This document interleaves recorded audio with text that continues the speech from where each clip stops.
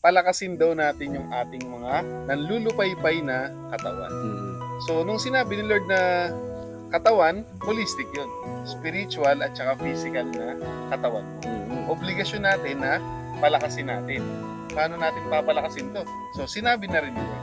Na kapag ikaw ay napilayan, ituloy mo yung paglakad mo para gumaling yung napilay mong paa.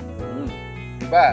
Tayo pag napilayan, ginagawa, pinapahinga. Hindi mo na itinutuloy yung ginagawa mo. Eh diba mga kapatid, pagka yung meron tayong napilay, kasi hindi na natin iginalaw, diba naglalaman yan?